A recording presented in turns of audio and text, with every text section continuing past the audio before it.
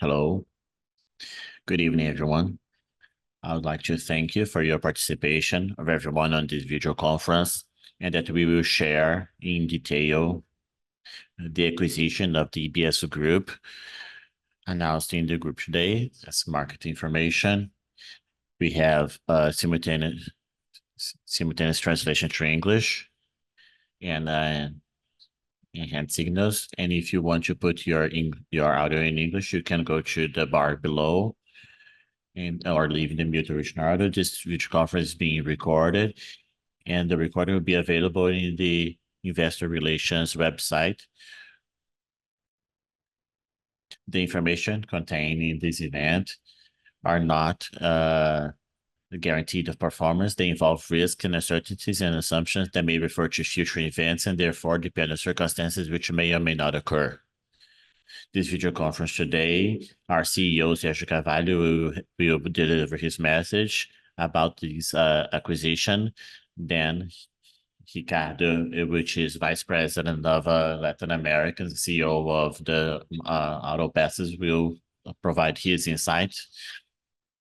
And Steban on M&A, Director M&A and Financial Corporations. And then at last, Davey, our Investor Relations Manager, will deal with the questions and answers. To participate, you should click on the bottom Q&A button on the bottom of the screen or send your question by WhatsApp. You can do this at any time during this event as long as you follow what is written on the screen. If we don't have time to answer all the questions, our investor relations team will contact you after the event. Now, I will give the floor to Sergio so that we can start our presentation. Thank you, Caroline. Good evening, everyone. Thank you so much for being with us.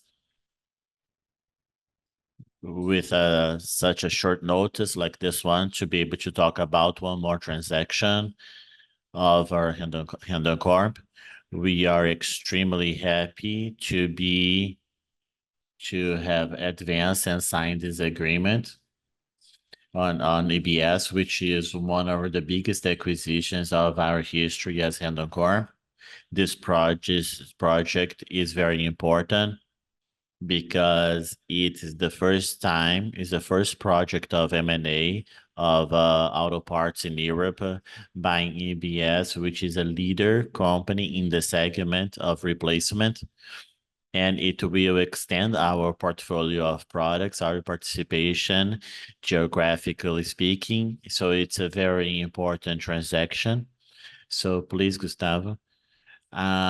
When we think about our investment, why we're doing this, one more time, we are executing a strategic plan that we had developed years before.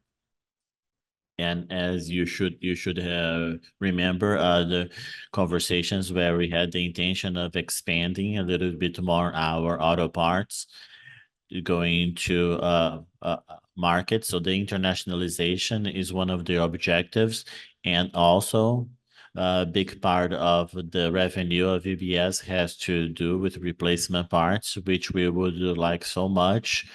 It's also part of our strategic vision. Due to the resilience of its revenue, we have identified synergies that are significant as we do in all the process of acquisition, and we are expanding our portfolio of products, buying access to the market through the knowledge and mainly through the brands, so strong brands that are fundamental for a market of replacement, and working in a market with a great size, a big size in economies, and also markets that are more stable, more mature, that also allow us to have an stability, a resilience of revenue that we look so much for.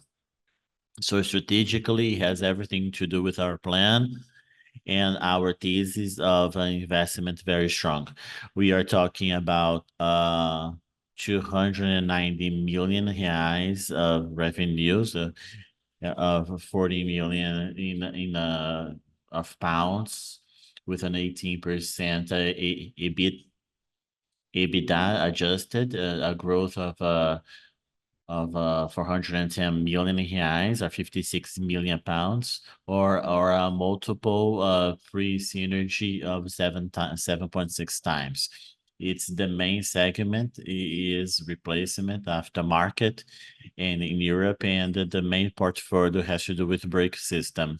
So the brake system here, from that, that last part of the braking system. So we're talking about of a portfolio that is there is a supplementary to what we already produce today. This company has 24 years of experience, 130 employees, 6 distribution centers, 2 in England, 1 in Ireland, 1 in Romania, 1 in China, and 1 in Holland. Headquarters is in England, in the United Kingdom. The products are sold in over 100 countries. 42% of the sales are in the UK. 80% of the revenue is on commercial vehicles, aftermarket of commercial vehicles, and this company, they have 20,000 SKUs in its portfolio of products. It is have this character of being a pioneer spirit. It's a technological forefront, a lot of cash generation, a strong brand in the aftermarket, very important, a lot of synergies, long-term relationship. So what we did in SureTech 2 years before this company is also a company that is asset light. Here, just to show you a little bit of our journey, especially in the auto parts. Here you have in the portfolio the first indicators of the acquisition of the company: Master Joy, Super 97, and Castertech 2000 and 2006. All the other points refer to the expansions that we have done of Suspensis in 2013, and then 2019 we also bought the operation of what we call Ferraris of Flores da Cunha. Several movement in 2020, Castertech in the Caxias region, in shorter in 2021. And then in 2022, in the foundry, Super C is going to Mogi Guaçu location and launching next month, and then Campinas, and then now EBS in Europe in 2024. Please, now I will give the floor to Ricardo to talk about the generation of value. So good evening, everyone. So firstly, I will repeat and add to what I mentioned in the Rodocop days, the evolution that we're having in the vertical auto parts. When we look at 19 and 20, the year 19 to 1920, the average revenue around 1.9 billion reais with an EBITDA of 590 million, and we had 8 locations, 8 units through our strategic planning. We are now in a 3.7 billion revenues. This is the average of the year 2022, 2023. This is our annual average, and the EBITDA 590 million. And 15 units of manufacturing. As you mentioned in that slide, that through our acquisition, through the greenfields, we have made several expansions of our units in order to serve the market, and through the accomplishments of our business market share. EBS comes to bring in 290 million reais and 53 million EBITDA, and more six distribution centers, as Sergio mentioned, of the UK, in Manchester, and in Holland, and Romania as well, in the Chinese. So it's an operation that it's very varied, and it's serving the market in several ways. Some of the pillars that we have in our cycle 2025, 2026. These are our main.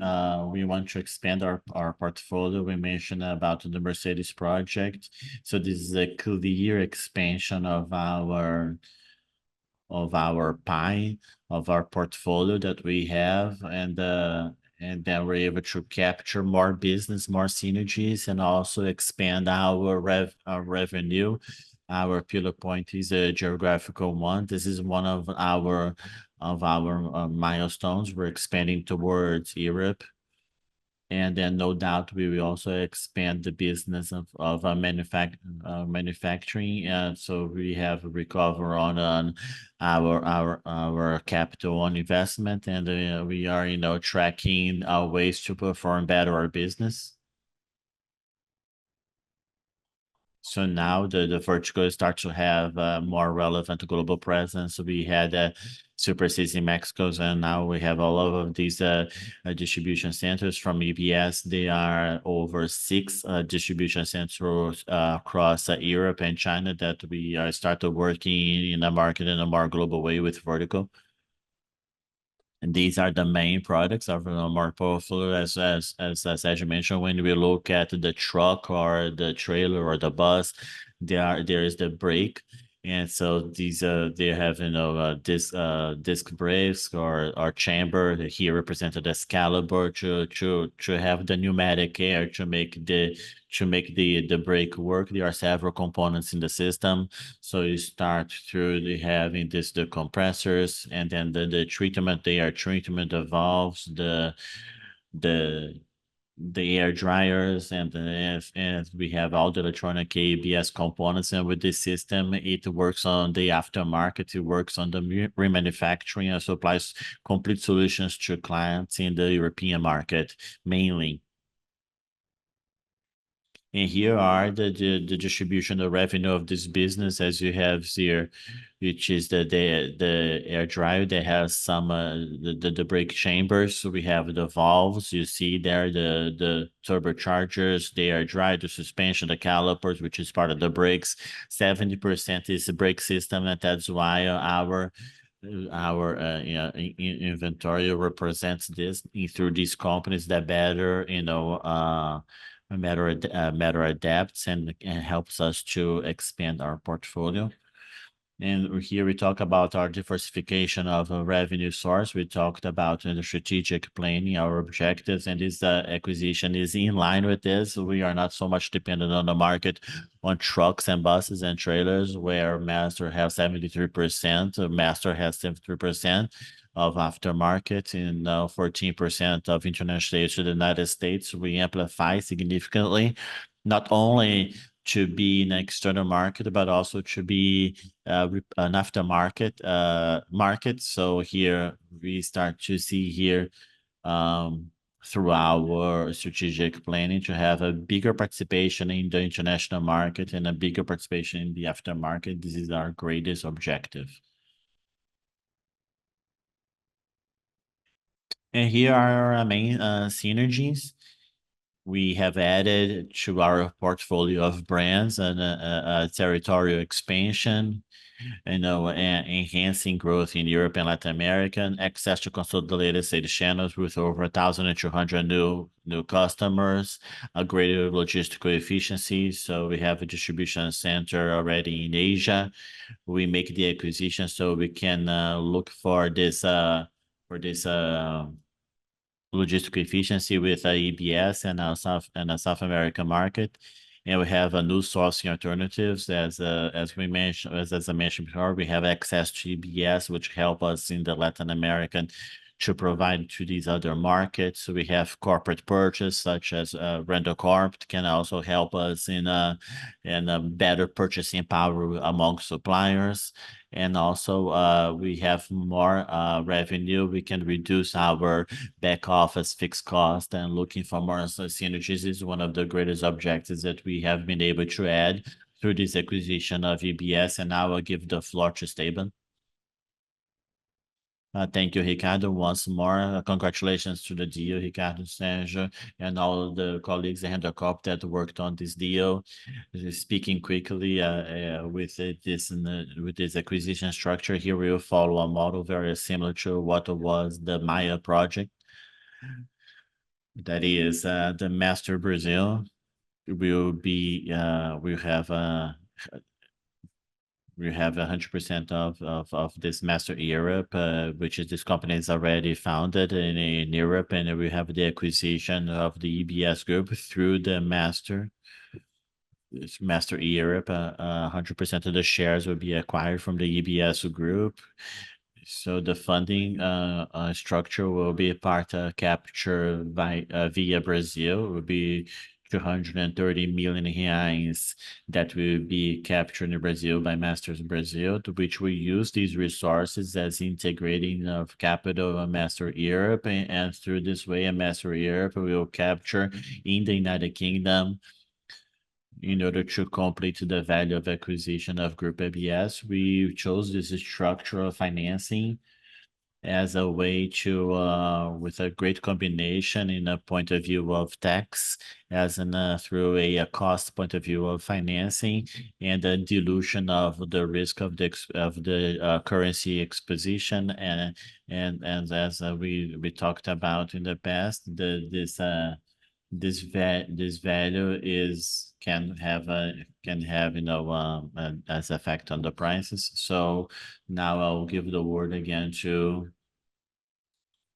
and looking through the next steps before we finalize, and we still have the approval of analysis of economic defense of agencies and bodies. These are conditions that are common in this type of transactions, and also conditions and other provisions that are stipulated, that are on contracts which are common in these acquisitions. And this M&A deal will have a closing in a much shorter time. We're talking about maybe between October and November, where we will have the closing of this acquisition with 100% of payment of this amount. And now I'll give the word to Carol so we can talk about question and answer. Thank you, Esteban. So now, for those who would like to participate on this Q&A, you should follow the guidelines that are on the screen. We have already some questions on hold. And the first question today comes from Andre Mazzini, which is sell-side analyst from Citi. Good evening, Andre. You may ask your question. Hello, team. Thank you for the call of the acquisition, and congratulations. And my question is about, this geography in Europe. How do you see the cost of production in Europe? Certainly, it's a region where you have production cost that is higher than in Latam, and 70% of the sales is not done in UK. You put that in the slide. How do you have this trade-off to be in a region of production cost that is higher, less competitive, but you have a lot of technology, of course, and possibly, and through the technologies you have this trade-off, and how the production is really more automated than it is maybe here in Latin America, to compensate this labor force that is higher in the United Kingdom? Thank you. Thank you, Mazzini. Thank you for your question. I will give this answer to Sergio to start, and then Ricardo, if you can complement. And then remember that this is a model where Sergio made is a light, so it's a model that has characteristic not to have so much industrial process. But I think Sergio can make a better comment together with Ricardo. Perfect, Andre. Thank you for the participation. Thank you for the question. Andre. This is a distribution company, and it has their own products. As it is Cata here in Brazil, where there are projects of EBS, then the most of what it commercializes is not manufactured by it. So they have a global supply chain involving China, involving the Eastern Europe, Turkey, and it has some remanufacturing of an assembly, and the level of activity of industrial activity locally is very small. So answering your question, it really is a transaction of very similar to Juratec, to Nakata, and therefore we don't have this concern related to production cost, but higher as you mentioned. Thank you. Thank you, André. Good evening, André. Thank you for your question. Just to complement the second part of your question related to after sales, 40% is in the UK, but it has also in Eastern Europe, where they should concentrate another 30% of the sales, and also has sales in the Middle East and in the north of Africa. And this complements this 100% of the sales. These 100 countries that were presented, that are all the countries of Eastern Europe, as well as Western Europe as well.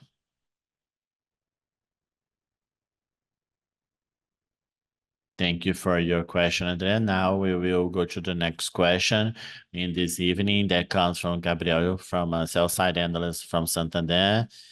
Good evening, Gabriel. We will open your microphone so you may ask your question. Good evening, everyone. Thank you for your time. So two questions. The first one is just to understand better, you mentioned the objective to increase expansion of the aftermarket in a general way, even through this acquisition, but thinking in terms of a strategy related to, producers and aftermarket, how do you think ahead? How can we think in a general way for the segment of the aftermarket as a whole? And then synergies, the second question. In a general way, we suited the last acquisition. Can you certain forecast it should have this synergy as a total? How are you working with this? How do you see as in timeline, what can you share with us in this way? Thank you for your question, Gabriel. Ricardo, if you can make a comment about the first question that Gabriel has brought up, which I think is very interesting to bring our vision.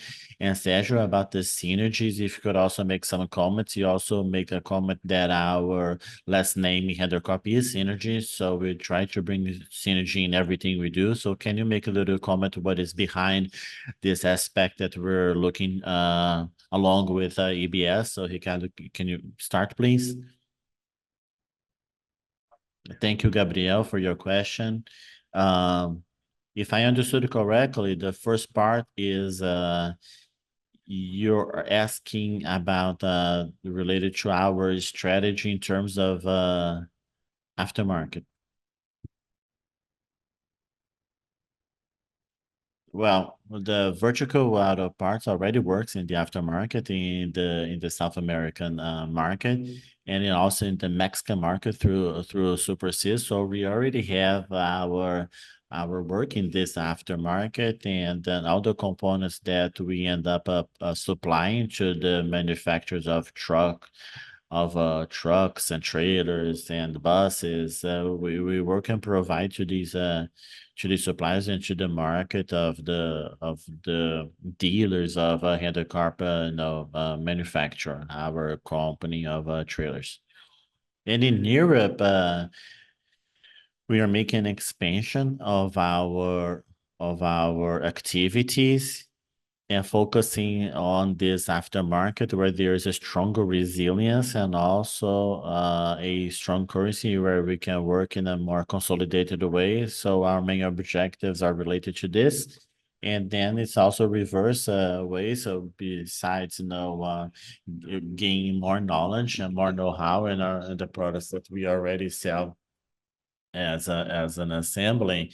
So for example, a brake cylinder, a brake chamber, we are able to through our contacts and our companies, we are able to work and supply to manufacture in the European market.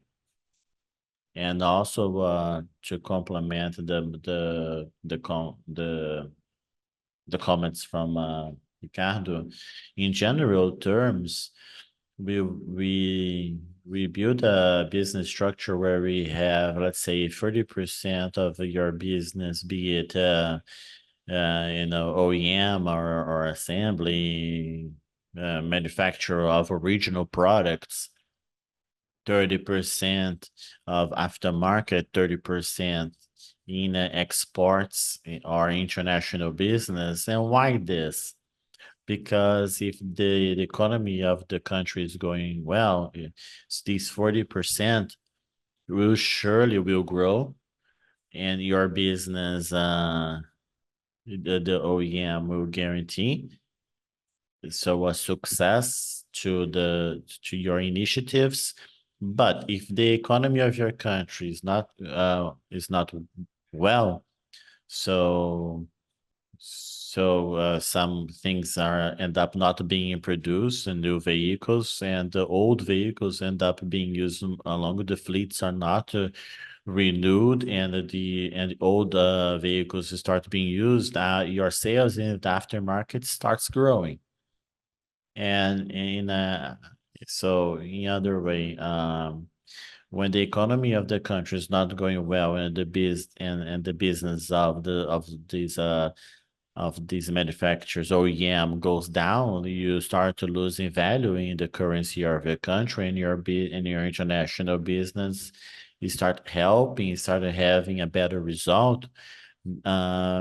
Besides what you already gain in competitiveness, and if you are selling your products, you have the conditions to improve these margins and these revenues. And so we are looking at this balance, trying to create a better resilience in the business. So this is our vision. Obviously, we will never tell someone, look, if you say, don't do this in OEM because you take 80% of our revenue. Of course, we're not going to do that.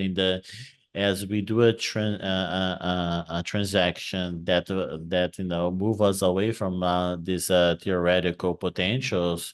So we need to, people say we need to grow more in the aftermarket. We'll grow more in the international business, because your fellow here, in the domestic market has got a greater business. So just to detail a little bit more our way of thinking and why we look for this combination of a domestic market, aftermarket OEM, and international business that involve applications of aftermarket and OEM, and the aftermarket has this characteristic of to be very resilient, and bring good margins. And we, of course, we always looking to get better margins, and as Ricardo already exemplified in the synergies, we prefer not to quantify these synergies. What I could say is that we've developed a deep knowledge, very expressive in order to evaluate these synergies. And all of the transactions that we have done after 2 or 3 years, we have shown that a reduction in multiples equivalent to very significant in at once, or maybe 2 times, even 3 times. So the multiple after acquisition is they should be substantially smaller, lower. And then we have synergies that start by the growth of revenue, as Ricardo mentioned. And as you have access to all the distribution network from EBS, and we are able to put more products and enrich even more those so many SKUs that they have, and in a reverse, we logistic, we can bring components of the portfolio of VBS to Brazil as well as um, probably not selling in Brazil as EBS, maybe another brand of our uh, uh, auto parts, but a great synergy is in this cross-selling and in the client bases that we have motivated by the expansion of portfolio of products, but most of the synergy in a lot of synergy in the administrative side, in the economies of scales. Many suppliers of BS are also our suppliers with a greater efficiency in the logistics side. So a purchasing power, leverage more our purchasing power, and also it's a great way, and we are very serene that we will be able through this transaction, as we have done in many others, deliver a lot of synergies. Sergio, if you allow, in addition to the question about synergies to Lucas to BTG back, because we had a lot of synergies with Juratec to with lights vehicles. So if we can see similar synergies like Juratec, of course they're different business, but he has this question. So Lucas, thank you for your question, and and and your comments are exactly correct. So the answer is yes, yes, yes. We have done this with Juratec in a period that is relatively shorter. Yeah, we were able to see substantial improvement of results. Juratec focuses so much on the light line, and we are in our mobility area, and Juratec and we have this EBS is more commercial heavy, and it's more related to auto parts. So the comparison among between them and the parallels are very similar. The roadmap is the same, and the expectations are pretty much the same as well. Sergio, I will seize this moment, and Marcelo Mota from JP Morgan has a question that asks us, as you mentioned, Juratec to be and now EBS in master. So, what is the rationale of the acquisition to have by Header Corp? And then but if you want to exploit a little bit more this question, so perfectly. So we have with the phrase is the phrase is a company that is predominantly in the light line. There are some exceptions. It produces material for friction for the heavy line. Many decades, it's a leader in a friction material, but the biggest part of its activities related to the light line, and all of this portfolio of products that we are acquiring, compressors, valves, it has everything to do with the portfolio of products that and braking, which is their main scope of master brakes. So it's a perfect fit for what we have within our master operation. So heavy vehicles, I know that there is a little bit of overlapping there, but heavy vehicles, it's the most important activity of Hendon Corp, and then auto parts from Hendon Corp. Thank you, Sergio. And just to complement, Carolina, and the dimension of the market when you sell an aftermarket piece to like a person, there's a whole dynamic of participation of the mechanic in the market of enrichment and selection. So when you sell the product to a company, then it has totally different characterization, assessment through a different process. So these are segments that both of them have similarity on one side, but the process of commercialization, the process of decision making of purchase, they follow different lines. Perfect, Sergio. Thank you. Thank you, Gabriel. Thank you, Lucas and Mota, for your questions. And now we will go to the next question by audio that comes from Fernando Urbano, which is sell-side analyst from XP. Good evening, Fernando. You can ask your question. Good evening, everyone. Congratulations for on one more acquisition. The rationale of the movement, thinking of internationalization and also increasing the name to the aftermarket. So my question is related to profitability of EBS of 18%. So I'd like to understand, based on what you know of the company, what are the characteristics that you give to this margin level among the characteristics that you mentioned of stronger brands or distribution network? I'd like to understand what you see as a more significant as this margin level, and how do you see a potential for improvement? Thank you. Thank you, Fernanda. Sergio, I would like to start with you to talk a little bit about this margin potential. So it's a business model that brings, good resilient margin, as you mentioned, and we can exploit a little bit more. And Ricardo, the second part of the question that you wanted to comment a little bit is related to the company of EBS, the company, as it fits into this strategy. And just repeat the second part of the question because I lost a little bit the part. So any improvement, room for improvement for how can we connect it to other geographies and improve this footprint that we have that is global of EBS to operations of masters that we have in Brazil. So, Sergio, I'll start with you in the first moment related to profitability.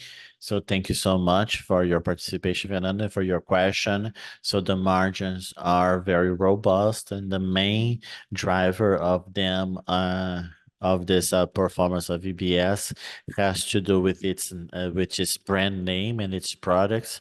So big part of the revenue of EBS are from products that bring this EBS brand that were thought for the aftermarket, and this is the strong point. This makes it that they're able to bring a premium price, seeing the other competitors in the market. So this is a point that has surprised us since the beginning. We exploited this a lot during the process of due diligence. And I know that Ricardo will come in right after, but all of the synergies that we mentioned some short time ago, there are spaces for us to improve and continue to improve our margins without increasing our fixed cost. Ricardo. Thank you, Sergio. Thank you, Fernando, for your question. 70% of the revenue of EBS comes through the UK, not exactly UK, through the UK unit, and they have this expansion of their through Romania and Holland, in China, which is a consolidation center for its parts, and then they also have some opportunities in the south of Europe, and they're seeking. One of the reasons that it's a bigger group that they could give them, muscle so that they could increase even more their sales through these segmentation of products that they have. As Sergio mentioned, they have products that are they have the manufacturing, also through manufacturing, those that they buy and then they remanufacture and then they sell in the market. This is part of the story as we can maximize their revenues and also knowing their systems of sales control, of a CRM, of knowledge of the market is very good. So there's internal control system, and the system that we have within Handlecop, they are better. So we've seen in 18 months a space of the potential that we're able to deliver and capture synergies and gains in this process. And no doubt we have the sourcing. We also have products that we have purchased, we have acquired in the Asian market. As I mentioned, products that we can take to Europe as well and also manufacture over there. And we also see an opportunity in the sourcing part in order to work on. So in different layers, we have identified some synergy practice to in order to optimize revenue, maximize it, and operational performance, and also sourcing. Thank you. We thank you for your participation, Fernanda. And now we will go to the next question that comes from André Ferreira, sell-side analyst from Bradesco. Good evening, André. You can go ahead with your question. Thank you. So congratulations. Two important points. Ricardo, coming back on the sending products from here to Europe. If you can detail a little bit more how this acquisition opened doors, European manufacturer sending autocop parts over there, and or would it be to be of what aftermarkets here over there? And another point would be, Sergio, you mentioned very quickly on the decision-making process being different from lights, and it has a difference to heavy. So if you can detail what are the drivers in order to gain market share in the aftermarkets for the heavies? Thank you, Andrea. Well, I have Sergio will start and Sergio right after. Thank you for your question. When I mentioned it has a little bit of technical aspect in the answer, the brake cylinder that we use in Brazil is a little different than the one that uses in Europe. The capacity of braking and then the systems of sealing are different. So as we have a great production, we are market leader in South America. We've supplied to many all the manufacturers. They have the headquarters are in Europe. We see a potential to have a in a short space of time products that we can adapt here for the European market, and then we can sell over there. This is one of the lines that we see as a potential, and nothing stops us that other line of products we cannot add through our expertise of all of auto parts, vertical auto parts, where we have several suspension systems of bearings, and maybe we can expand our revenues in the European market.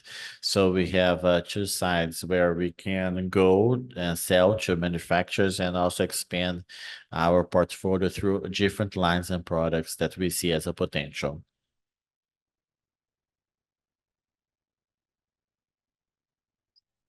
Sergio, you are on mute.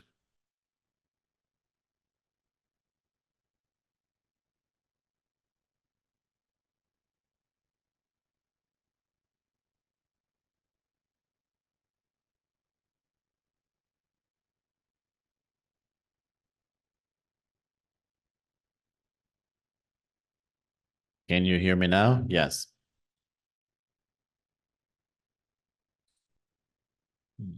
Don't have such a strong signal.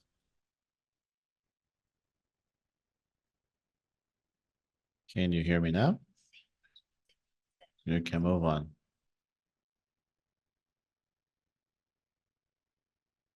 Yeah, I believe that it's not coming out clear.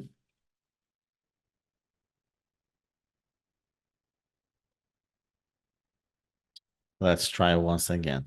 So in the segment, and thank you for your participation in the segment, in the light segment, obviously in our automobiles, we do the traditional maintenance, we change the oils from time to time, and then there's a moment in which you have to change, a brake pad or another component, but the maintenance breakdowns are that are not foreseen, and the availability of auto parts is important. It's an important part. So if you have these auto parts in the light line, if you have this availability, which components you need to use is the mechanic that we joke those that opens the toolbox. So that's why it's so important to be connected in the light line to make to the mechanic, because they know if they have substituted the brake pad and put a brake pad that it has a bad quality, after some time he will come back. If he puts a suspension product that is not good, after some days he will come back and he will complain. He will have to do a rework, and so there is a necessity of this mechanic to specify parts and components that they trust in a way that they are able to keep their profitability, because the clients do not come back complaining of the replacement that was done. In the heavy line, it's quite different. In the heavy line, you have a businessman with a big fleet, and the level of professionalism and follow up of the wear and tread of what you expect when the piece will fail. This level of knowledge of these great businessmen they have, so they can prepare much better when they have to do this replacement, this maintenance. So it's not just one vehicle, maybe it's 1,000, 2,000, 5,000. In the United States, you have fleet of 120, 125,000 vehicles. So they develop an expertise and knowledge that is really, really big over what are the products that are good, that have strong durability, great quality, what kind of cost they can expect. So these are some of the points that differ these two sectors. One, it is more.